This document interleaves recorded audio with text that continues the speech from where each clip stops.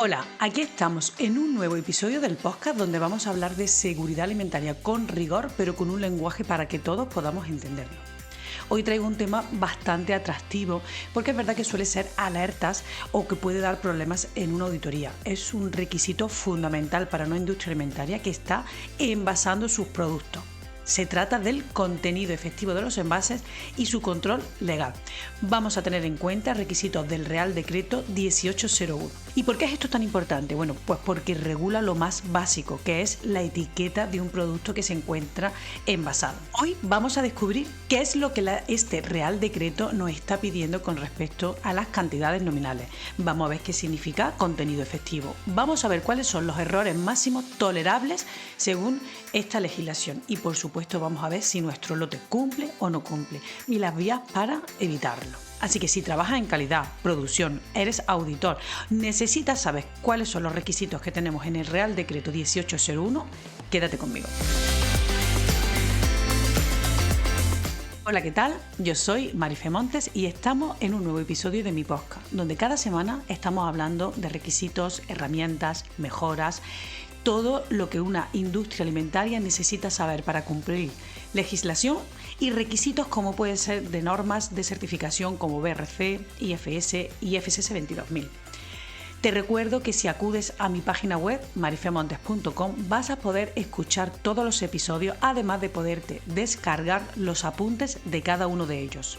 Vas a ver que en estos apuntes te condenso toda la información que hablamos en cada episodio. Así que recuerda marifemontes.com para poderte descargar los apuntes. Y ahora sí, comenzamos con este nuevo episodio. Antes de nada, de entrar en detalle para ver qué es lo que nos está pidiendo este Real Decreto 1801 sobre el control del contenido efectivo, sí que me gustaría hacerte una breve historia para que entendamos un poquito el origen también de esta legislación. Y es que en los años 80, en los años 90, se empezó a regular las cantidades nominales y se empezó a hablar sobre métodos para tener controles sobre el contenido de los productos que estábamos envasando. ¿Por qué es esto? ¿Cuál era el objetivo? Bueno, pues evitar, en primer lugar, que lógicamente hubiese confusión, hubiese falta de transparencia o de deslealtad a la hora de saber qué contenido es el que tenemos dentro del envase que estamos comprando, y luego también un poco el armonizar a nivel general cuáles serían esos contenidos efectivos. ¿Realmente qué busca esta norma? ¿Qué busca este Real Decreto? Pues tiene dos objetivos claros. Uno es proteger al consumidor, pues asegurándole que, por supuesto, el contenido real que tenemos en el envase se corresponde con lo que indica la etiqueta, y en segundo lugar, garantizar una competencia justa entre fabricantes, pues como digo, armonizando los requisitos que le vamos a pedir a la industria y evitando así, bueno, pues que haya deslealtad a la hora de los contenidos dentro del envase que no están correctamente identificados. Realmente, ¿qué es lo que nos regula y exactamente qué nos regula este Real Decreto? Vamos a ver a lo largo de este episodio, que como te digo, a través de los apuntes también vas a encontrarlo muy bien desglosado todo lo que te voy a hablar en este episodio, pero aquí vamos a encontrar que este Real Decreto nos habla de las normas con respecto a las cantidades nominales, nos va a hablar sobre las tolerancias permitidas dentro de ese contenido efectivo, cuáles serían los métodos de control estadístico para saber si mi lote cumple o no cumple, podemos, digamos, liberarlo o no, sobre las responsabilidades legales y criterios que tendríamos en las inspecciones, y muy importante también el tema de sanciones, que no debemos de olvidarlo. Un dato interesante que tenemos que tener sobre este Real Decreto es que aplica a todos los alimentos que ya se van a vender envasados, y serían en volúmenes o en tamaños o en masa, por así decirlo, de entre los 5 gramos o 5 mililitros, envases que sean superiores a este tamaño, hasta los 10 kilos. Todo lo que supera los 10 kilos podríamos considerarlo como un granel y ya no estaría acogido a cumplimiento de este Real Decreto, con lo cual entiende que sería para todos los productos que ya se venden envasados dentro de dentro de esta horquilla, ¿no? Entre los 5 gramos y los 10 kilos. Pero también es verdad que es importante que sepamos bien conceptos básicos para que cuando yo ya te hable de este Real Decreto, pues entendamos bien a qué me estoy refiriendo, y todas estas definiciones también las vas a encontrar en el propio Real Decreto, pero que es importante que lo contemplemos ahora, porque nos estaría hablando de envase. ¿Qué es un envase? Parece bastante lógico, pero tenemos que saber qué es lo que este Real Decreto interpreta como envase. Y un envase sería la unidad formada por un recipiente y el producto que lo contiene, de manera que el consumidor, cuando lo está comprando, no puede modificarlo hasta que, digamos, se lo lleve a casa. No sería que no puede modificarlo, no puede abrirlo ni alterar su contenido hasta una vez comprado, lo que sería pues un envase de un yogur, una lata, una conserva, una botella de aceite, por ejemplo, ¿no? Si nosotros ya estamos comprando un producto a granel en la propia tienda, pues por ejemplo un fruto seco, pues podríamos tener la diferencia de que compramos la bolsa que viene sellada, eso sería el envase, o si lo estamos comprando a granel, ahí ya no estamos hablando de envases ninguno. También nos pasa la definición de cantidad nominal, que es el número, ¿vale? La cantidad nominal es el número que aparece en la etiqueta, es la cantidad que se le declara para que el consumidor sepa su contenido, que va a venir o en gramos o en mililitros, en kilos, pero vamos, va a venir en gramos o a nivel de peso o volumen. Si nosotros tenemos una etiqueta de una salsa, de una mayonesa de 250 mililitros, pues esa es la cantidad nominal que debe estar dentro del envase. Pero no quiere decir que sea lo que realmente hay. De ahí que enlazamos con la siguiente definición, que sería del contenido efectivo, que esa sí es la cantidad real que tenemos dentro del envase. Y en este caso, fíjate que también la norma, este Real Decreto nos dice que siempre vamos a medir esa cantidad en referencia, sobre todo cuando son litros, a 20 grados, ¿vale? Esto es importante, excepto en los congelados, ¿vale? Pero es importante que tengamos en cuenta también esta temperatura, porque es verdad que los fluidos, sobre todo cuando son líquidos, pueden cambiar de volumen a distintas temperaturas. Es importante que la medición la hagamos siempre en referencia a esta temperatura, que serían los 20 grados. Y ya hemos visto que entre la cantidad nominal y el contenido efectivo puede haber diferencia, es lo que este Real Decreto me llama error por defecto, que sería esa diferencia que nosotros tenemos entre lo nominal y lo que realmente hay. De ahí que también sepamos que ese error máximo será el límite legal que este Real Decreto me permite que haya esa diferencia entre ese contenido. Si hemos dicho que eran 250 mililitros, pues podemos tener unos milímetros hacia arriba o hacia abajo. Ese es el error máximo que está permitido. Y que si nos vamos a este Real Decreto, vamos a ver que encontramos una tabla donde, en función del contenido nominal que tenga ese envase, nos permite tener unas ligeras diferencias.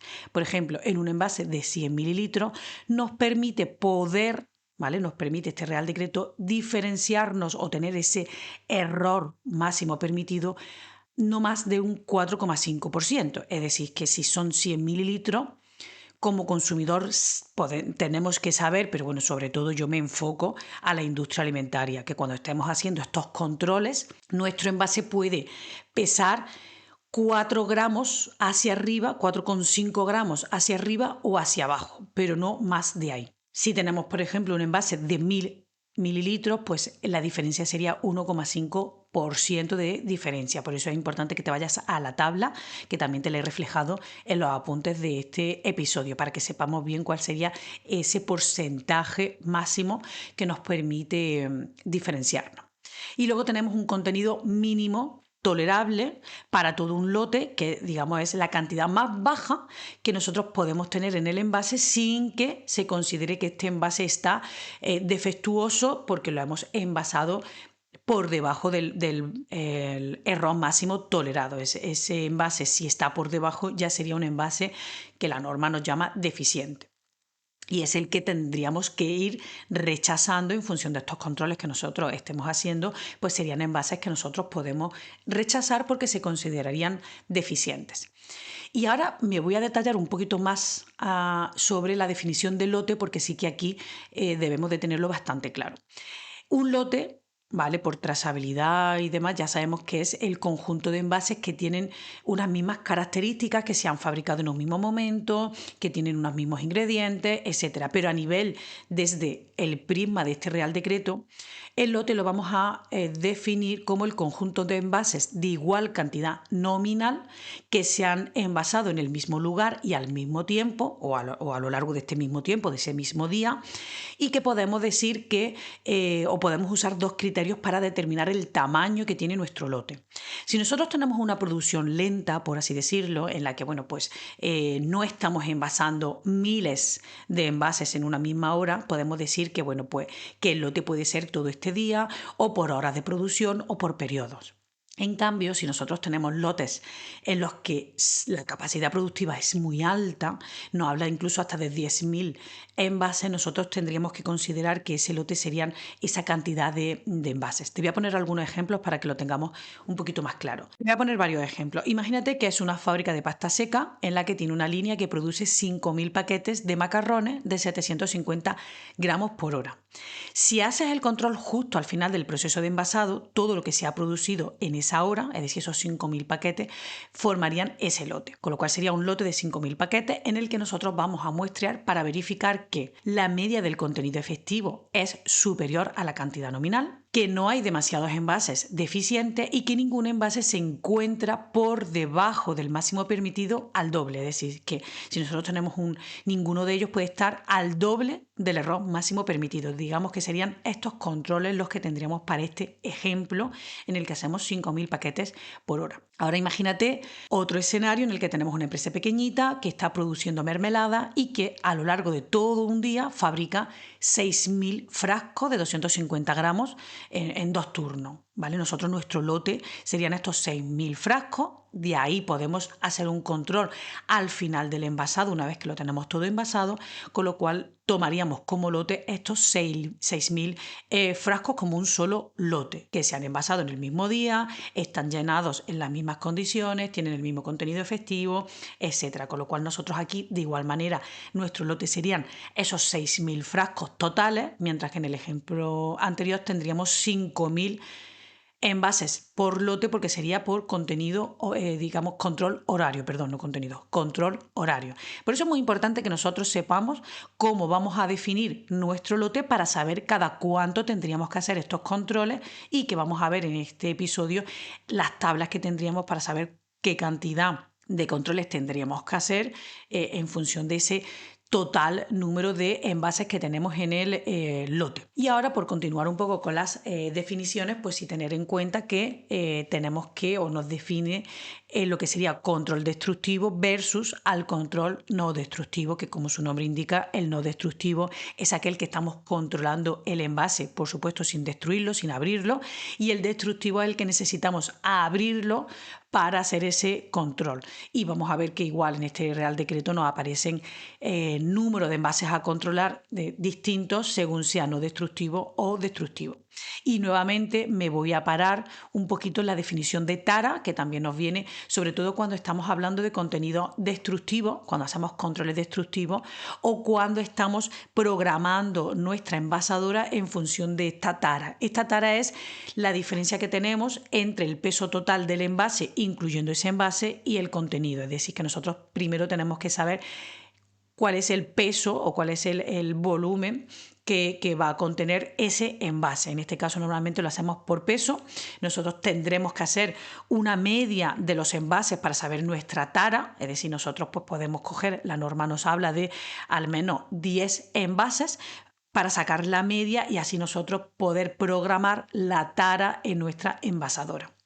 Y esto es importante que también lo tengamos en cuenta, sobre todo cuando ocurre más en los vidrios, cuando tienen ligeras diferencias en el peso de este vidrio por en sí, ¿no? El cómo se está fabricando el tarro o el envase de vidrio. Con lo cual es importante que nosotros tengamos en cuenta cuál es esa tara, al menos de 10 envases, que por supuesto registremos esos 10 envases para poder sacar la media de la tara. Ten en cuenta también este aspecto. Bien, y una vez que ya sabemos todos estos conceptos con respecto a este Real Decreto, ya vamos a empezar a ver de lleno cuáles serían los requisitos que tenemos a la hora de controlar nuestros envasados. Bien, este Real Decreto exige que todo producto envasado esté diseñado para garantizar 3 cosas. Bien, que la media del contenido efectivo de este lote no sea inferior a la cantidad nominal. Recuerda, la media no sea inferior a la cantidad nominal. Que la proporción de envases con errores no sea superior al máximo tolerado y que ningún envase esté por debajo del doble de su permitido. ¿Vale? Estos son los tres aspectos que tenemos que tener bastante claros a la hora de controlar. Como te digo, en el Real Decreto tenemos un cuadro, en este caso el cuadro 1, que lo vas a encontrar en el artículo 8, donde nos vienen las tolerancias permitidas, como te he indicado, en función de la cantidad nominal que tengamos en el envase. Si, por ejemplo, tenemos envases que van de 101 gramos o mililitros hasta 200, me permite una diferencia de 4,5. Cuanto mayor es el envase, menor va a ser ese ROM máximo permitido, y este cuadro lo tienes que tener siempre presente para saber cuáles serían los máximos permitidos. Si nosotros tenemos un bote de miel, por ejemplo, de 250 gramos, pues ya viendo esta tabla sabemos que sería un 4,5% de diferencia, que serían 11,25 gramos de diferencia. Cuando te he dicho, en este caso, cuando te he dicho que ningún envase puede tener por debajo del doble, es decir, pues si en este caso son 11 gramos, no pueden estar nunca por debajo de 22 gramos.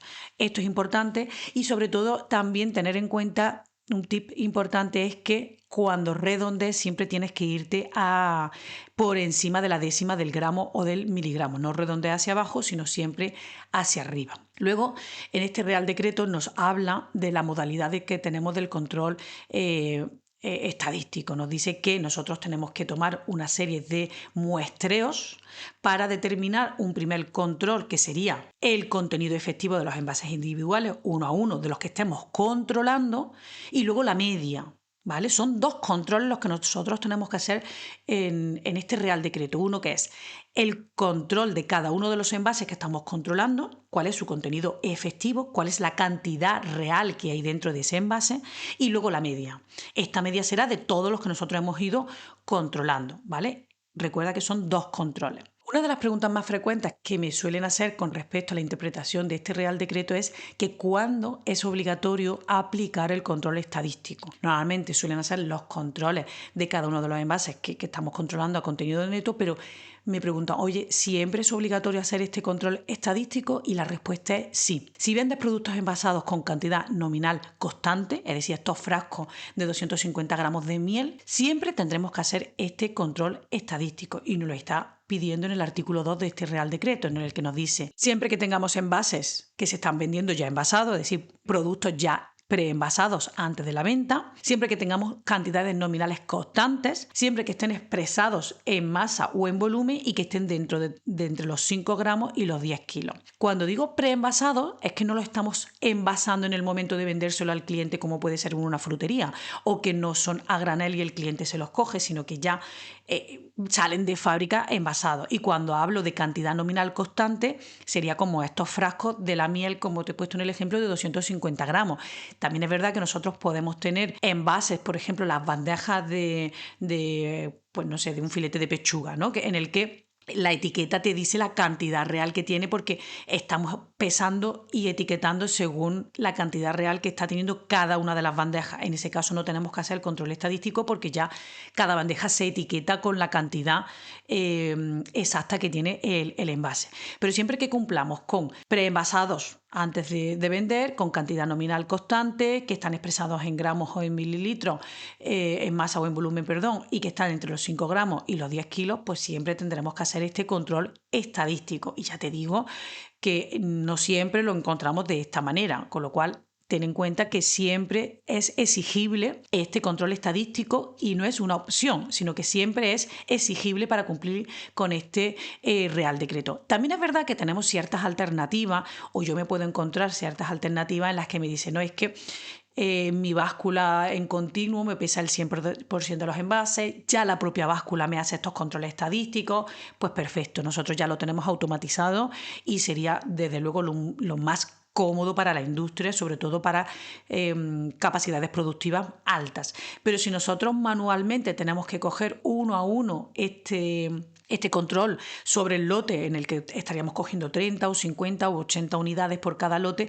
ahí Cuando tenemos esas 80 pesadas, luego tenemos que hacer ese control estadístico. También es verdad que me encuentro en el que me dice, no, es que mi 100% de mis controles están siempre por encima de mi cantidad nominal. El contenido efectivo está siempre por encima de la cantidad nominal porque yo sobreenvaso para asegurarme que siempre estén por encima. Pues listo, porque al final el control estadístico va a darte resultados por encima de esa media, con lo cual ahí también tendríamos esa garantía siempre que aseguremos que el 100% se encuentran dentro de ese valor permitido. Y luego es verdad que ya te he adelantado, ¿no?, que nosotros, cuando ya tenemos bien definido el lote y en función del total del volumen que tenga este lote, pues ya la norma nos pide, bueno, es mi costumbre de hablar por norma, ¿no? Este Real Decreto ya me está pidiendo en el cuadro 2 que encontramos en este Real Decreto, me dice, oye, pues si tú tienes lotes que, por ejemplo, van de 500 unidades a 3.200 unidades por lote, pues lo que me dice es que muestre 50 unidades. Si son lotes pequeñitos, por debajo de 500 envases, pues sí que es verdad que me permite muestrear menos cantidad, en este caso sería 30 unidades. O si son ya lotes por encima de las 3.000 unidades, 3.200, pues ya me diría que muestre 80 unidades. Y vas a encontrar en esta tabla que en función del primer muestreo que yo haga y el criterio de aceptación, me puede obligar a hacer un segundo muestreo para determinar si al final yo acepto o no acepto el lote. ¿Vale? Por regla general, bueno, pues me dice un primer muestreo con unos criterios de aceptación o unos criterios de rechazo. Si yo ya el primer muestreo me rechaza el lote, pues no voy a hacer un segundo. Pero si estamos entre el primer criterio de aceptación y el criterio de rechazo es cuando yo tendré que hacer un segundo muestreo para, bueno, pues ampliar, ¿vale? Para ampliar ese muestreo y determinar si finalmente lo acepto o no. Esta tabla o este cuadro en el que se establecen los tamaños de muestra que yo tengo que tomar para controlar en función del número de unidades que conforman el lote, sería para el caso del control no destructivo. Cuando nosotros estamos haciendo un control destructivo, que suele ser frecuente quizás pues cuando estamos envasando, por ejemplo, un líquido como puede ser un vino, o cuando estamos envasando productos que están en líquido como puede ser una conserva de un encurtido, una aceituna, pues ahí normalmente se hace destructivo para quitarle el líquido y pesar también el producto. En este caso se establece un lote, se establece un contenido de 20 unidades. Es decir, que nosotros cuando lo estamos haciendo destructivo, con muestrear 20 unidades de ese lote serían suficientes. Y en este caso, si me dice que solo uno podría estar no aceptable, podemos decir que está defectuoso, y si más de 2 de esas 20 unidades están defectuosas, pues directamente nos obliga a rechazar todo el lote. Y luego tenemos, como te he dicho, que controlar un segundo control. Sería la media del lote. Aquí este Real Decreto me da una fórmula en la que, bueno, pues me va a establecer esa media con una varianza, una desviación típica, que sí, bueno, pues si te descargas los apuntes vas a tenerla ahí bien explicada para que podamos tenerla como referencia, que también la tenemos en el Real Decreto, pero que aquí, bueno, pues te explico cómo hacer uso de esta fórmula, pero que tengas en cuenta que al final es importante que nosotros calculemos la media cuando tenemos cierta disparidad o variedad a la hora de tomar los datos de estos contenidos efectivos que estamos haciendo, que cuando son menos cantidad puede pasar de 30, 50 hasta un máximo de 80 unidades por lote. Que ese lote, recuerda que si es grande, unas 10.000 unidades, pues sería por hora o bien sería por todo el lote total. Pero ten en cuenta la definición del lote para así también saber cada cuánto tendríamos que estar calculando la media de este lote haciendo uso de esta fórmula que encuentras en los apuntes. Y más o menos yo te digo, bueno, pues si tenemos, te voy a poner un ejemplo sencillito para que podamos entender también el uso de esta fórmula. Imagínate que ahora estamos envasando tarrinas de mantequilla de 250 gramos, en el que he tomado 50 envases como muestra, he pesado mis 50 envases y me ha salido una media de 248,5, con una desviación típica de 0,8. En este caso, ¿vale? Tengo yo ahora que calcular a través de esta fórmula que tenemos en el Real Decreto si esta media se admite o no se admite. Si tú haces uso de la fórmula, acabamos concluyendo que mi media no puede ser menos de 249,70.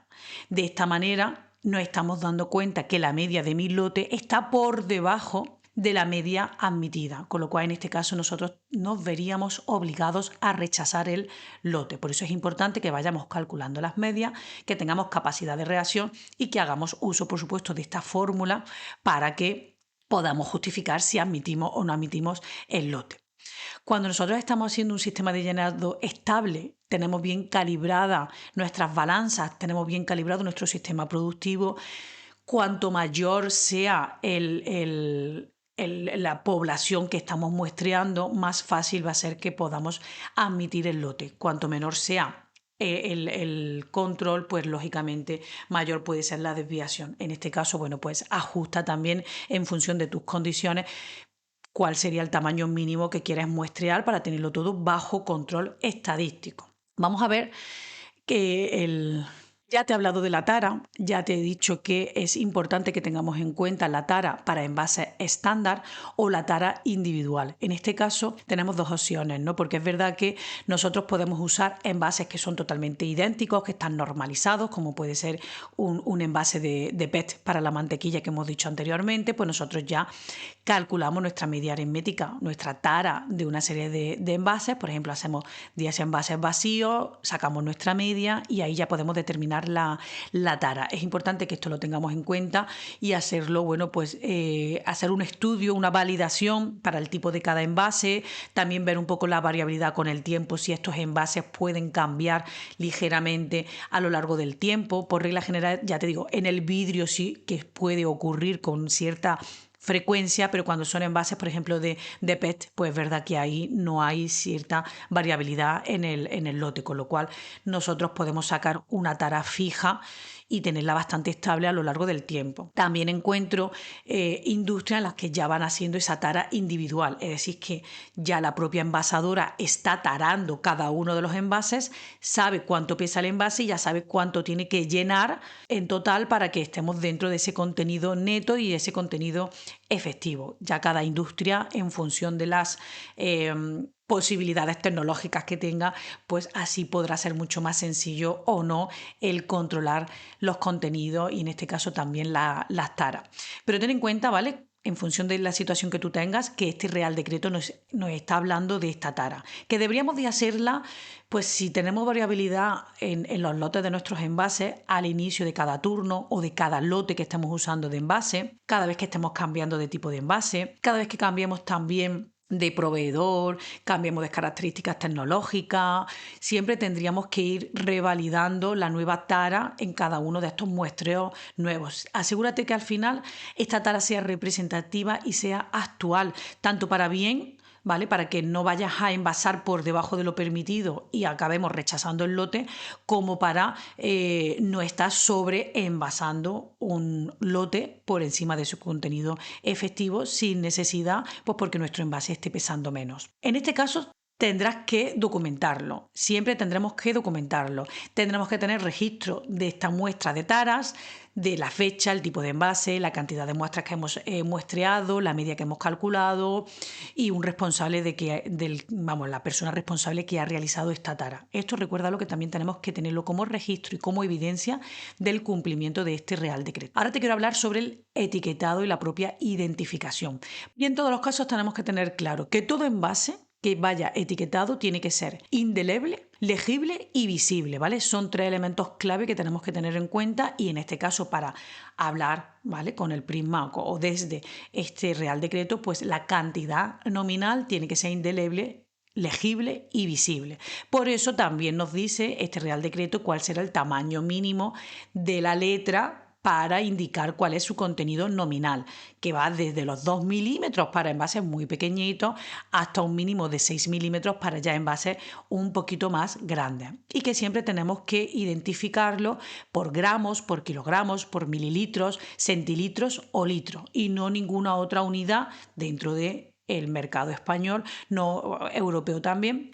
Si ya estamos hablando para mercados americanos, pues ya podemos usar otras unidades de medida, pero en este caso serían gramos, kilogramos, mililitros, centilitros o litros, ¿vale? Ninguna otra unidad de medida. Y esto lo que conseguimos es el objetivo para digamos, establecerlo de esta manera es que el consumidor no tenga dudas de qué cantidad realmente está comprando y, por supuesto, sea visible por el tamaño que ajustado al tamaño también del propio envase. Además de ciertas identificaciones que tenemos que tener, que esto sí que es verdad que ya estaríamos hablando de etiquetado alimentario, que también tengo algún que otro episodio en mi podcast y que, por supuesto, en el curso que puedes ver en mi página web de etiquetado alimentario, pues ahí ya vamos a hablar de toda la información mínima que tiene que tener una etiqueta. Pero en este caso, a nivel de contenido efectivo, ¿vale? Contenido nominal, perdón, es el tamaño mínimo que tenemos que tener en la etiqueta. ¿Vale? El tamaño de la letra que tenemos que tener en la etiqueta. Y ahora tenemos una opción, ¿vale? Que sería el colocarle el símbolo E, ¿vale? Este símbolo lo indicaremos siempre cuando nosotros estamos, o lo podemos indicar, si el envase cumple con los requisitos del control estadístico que está establecido en el Real Decreto y que ya te he hablado antes. Es decir, siempre que nosotros tengamos control estadístico podremos hacer uso de la letra E junto con la identificación del contenido neto. Este símbolo es verdad que da mayor valor añadido, que sinceramente yo creo que el consumidor ni siquiera sabe la diferencia en indicarlo o no indicarlo, pero bueno, sí que si nuestro cliente no es ese consumidor final, es una cadena de distribución, pues es verdad que ahí le estamos dando una mayor confianza, estamos dándole un reconocimiento europeo y estamos, de una manera, pues certificando que el producto que está envasado ha pasado por un control metrológico verificado y tiene un control estadístico completo. ¿Esto qué quiere decir? Porque la diferencia entre no indicar el símbolo E con sin indicarlo, básicamente sería esa, ¿no? El que tengamos un control estadístico completo y documentado. Por ejemplo, si nosotros estamos haciendo un control sobre unos paquetes de galletas que tenemos un lote determinado, pues en el que hemos hecho 30 muestras, nosotros vamos a tener un documento, un registro en el que tengamos la fecha, el lote, el tipo de producto, en este caso galletas, la cantidad nominal, por ejemplo, paquete de 150 gramos, las 30 muestras que hemos tomado su peso, la media, la desviación, el límite inferior permitido y si cumple o no cumple.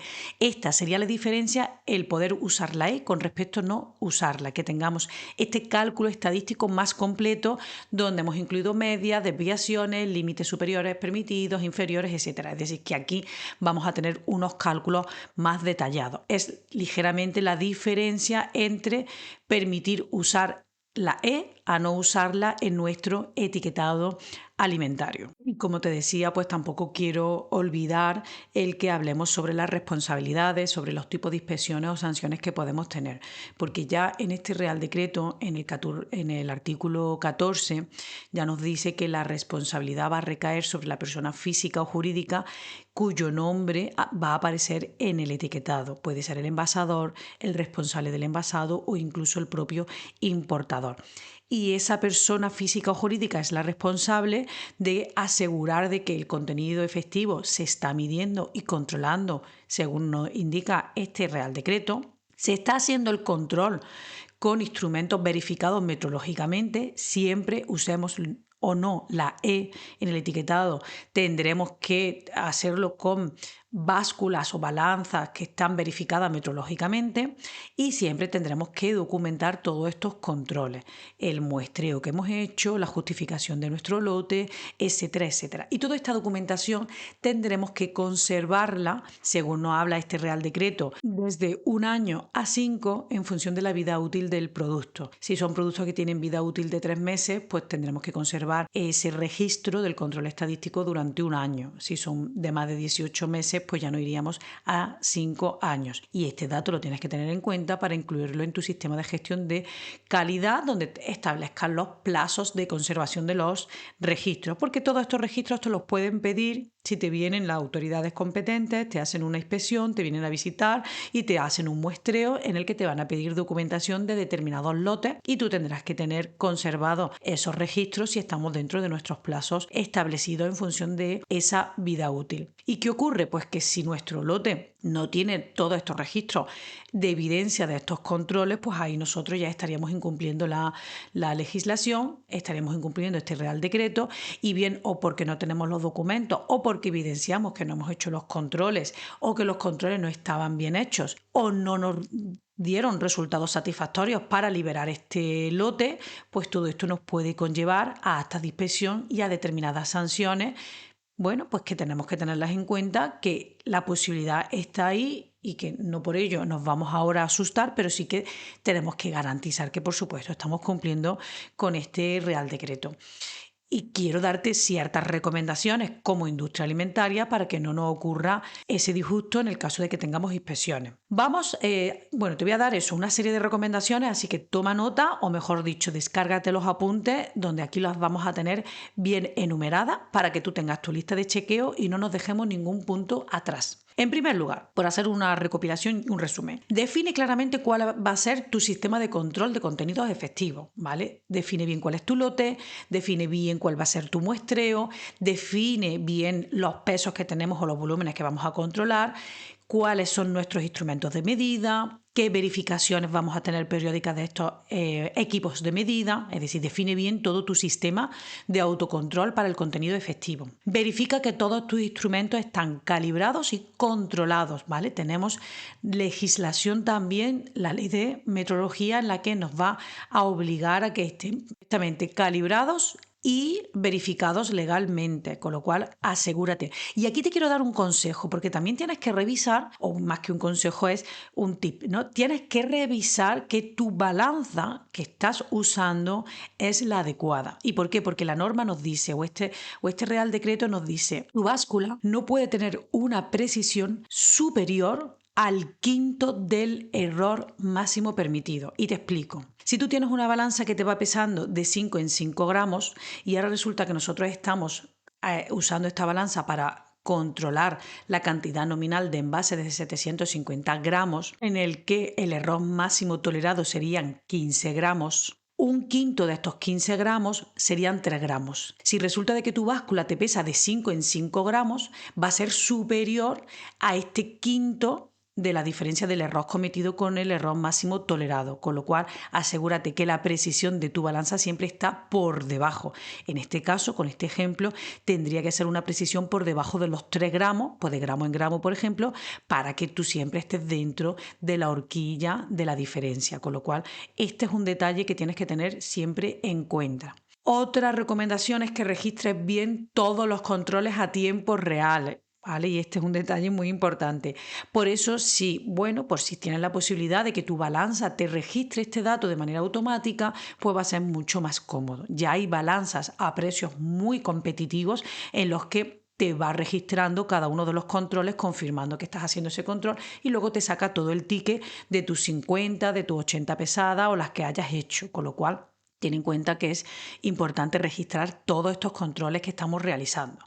En industrias pequeñitas yo sé que lo encontramos manualmente, en el que tenemos un formato en papel en el que se van anotando manualmente todos estos valores que hemos ido recopilando. Si tienes la posibilidad de automatizarlo, va a ser mucho más cómodo. Otra recomendación importante es que revises bien el etiquetado para asegurarte que si estás usando, que también me ha ocurrido alguna vez que otra, que no estaba este control estadístico detallado y se estaba haciendo uso del símbolo E, con lo cual asegúrate que si lo estás usando tenga siempre su respaldo. Forma y conciencia a todo el personal de que haga todos los controles como se han establecido y programado, que es muy importante que se registren correctamente, que es importante que este registro sea a tiempo real, ¿vale? Y no lo digo por decir, sino que me he encontrado que en muchas ocasiones lo van haciendo un poco a memoria, hacen sus pesadas y luego después de 3 horas se registran